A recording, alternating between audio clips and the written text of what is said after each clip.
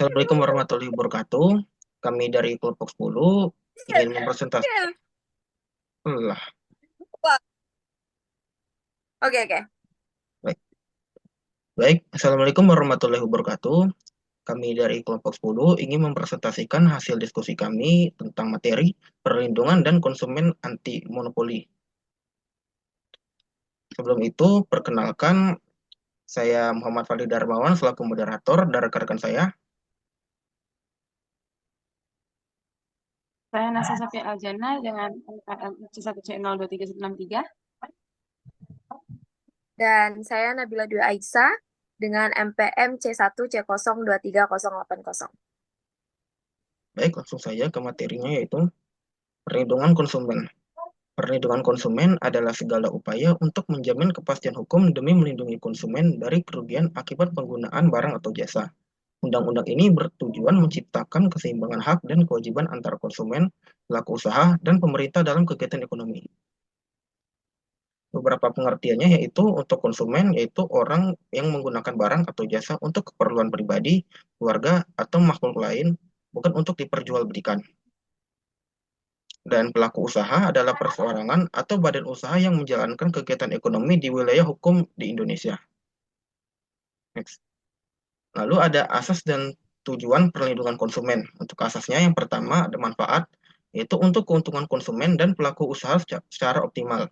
Yang kedua, keadilan yang memastikan hak dan kewajiban konsumen serta pelaku usaha terpenuhi secara adil. Yang ketiga, keseimbangan, yaitu yang menjaga keselarasan antara konsumen, pelaku usaha, dan pemerintah. Yang keempat, keamanan dan keselamatan, yaitu yang memberikan jaminan atas keamanan barang atau jasa yang digunakan. Yang kelima, kepastian hukum yang memastikan pelaku usaha dan konsumen menaati hukum yang berlaku. Untuk tujuannya, yaitu yang pertama, memberdayakan konsumen agar mampu melindungi haknya. Yang kedua, melindungi konsumen dari kerugian penggunaan barang atau jasa. Yang ketiga, meningkatkan kualitas barang atau jasa. Dan yang keempat, mendorong pelaku usaha berperilaku jujur dan bertanggung jawab. Yang dari saya, selanjutnya dilanjutkan oleh rekan saya.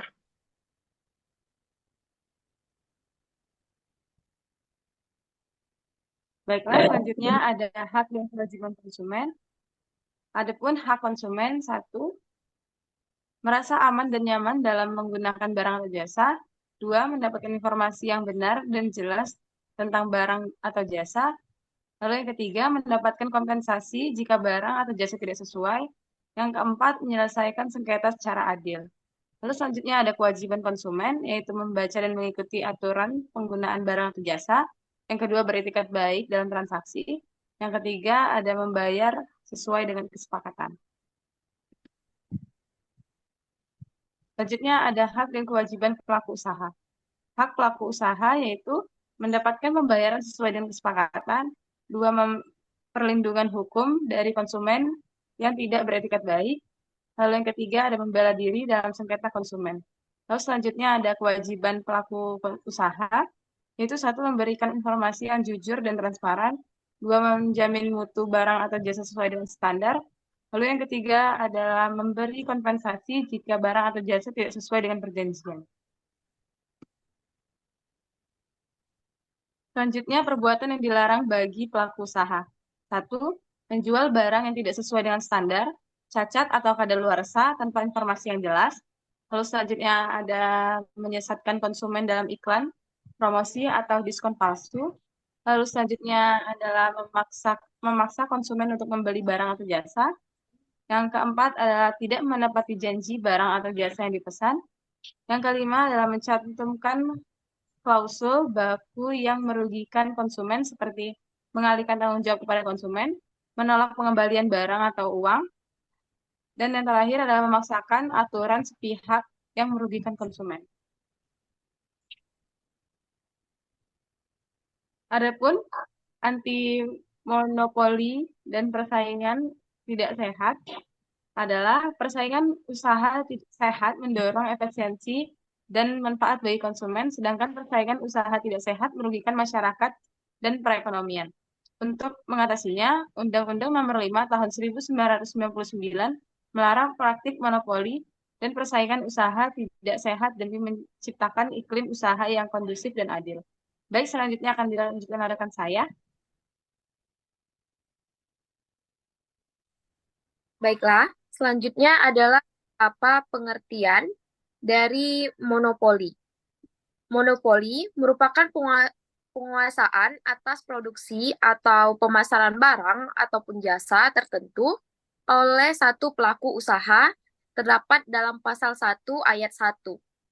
Dan praktik monopoli merupakan pemusatan kekuatan ekonomi yang menimbulkan persaingan tidak sehat terdapat pada pasal 1 ayat 2. Selanjutnya, posisi dominannya pelaku usaha tanpa persaingan berarti di pasar terkait terdapat pada pasal 1 ayat 4.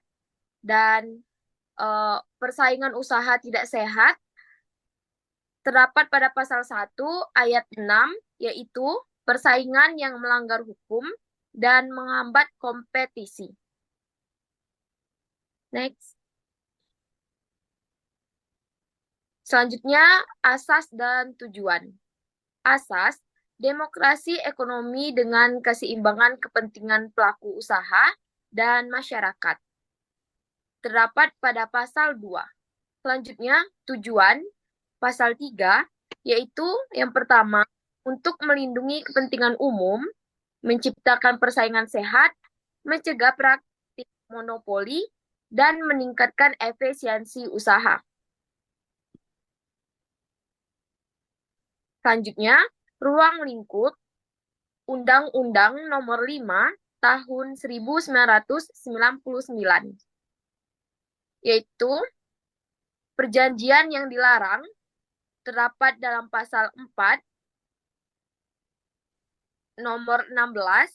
Yang pertama, oligopoli dan oligopsoni. Yang kedua, penetapan harga dan pembagian wilayah pemasaran. Selanjutnya, pemboikotan, kartel, dan trust. Yang keempat, integrasi vertikal. Dan yang terakhir, perjanjian tertutup ataupun merugikan pasar domestik. Selanjutnya, kegiatan yang dilarang meliputi monopoli, monosoni, dan monosposoni. Kedua, penguasaan pasar dan persekongkolan, tender, dan sabotase. Selanjutnya, posisi dominannya terdapat pada pasal 25 nomor 29. Yang pertama, satu pelaku usaha menguasai lebih besar dari 50% pangsa pasar. Dan 2 atau 3 pelaku usaha menguasai lebih besar dari 75% pangsa pasar. Selanjutnya ada penegakan hukum pasal 35 nomor 49, yaitu KPPU atau Komisi Pengawasan Persaingan Usaha meliputi tugasnya yaitu menilai perjanjian, menyelidiki pelanggaran, memberikan saran, dan melaporkan hasil kerja. Selanjutnya, wewenangnya yaitu meliputi memeriksa bukti, memanggil saksi, dan menjatuhkan sanksi administrasi. Selanjutnya, sanksi bagi administratif terdapat pada pasal 47, yaitu pembatalan perjanjian, denda, penghentian kegiatan. Yang kedua ada pidana pokok. Sanksi pidana pokok terdapat pada pasal 48, yaitu denda atau kurungan. Yang ketiga, ada sanksi pidana tambahan terdapat pada pasal 49, yaitu akan dilakukannya pencabutan izin atau larangan jabatan. Baiklah, akan saya kembalikan pada moderator. Baik, mungkin cukup sekian presentasi dari kelompok kami. Apabila ada salah kata, saya mohon maaf. Saya akhiri. Wassalamualaikum warahmatullahi wabarakatuh.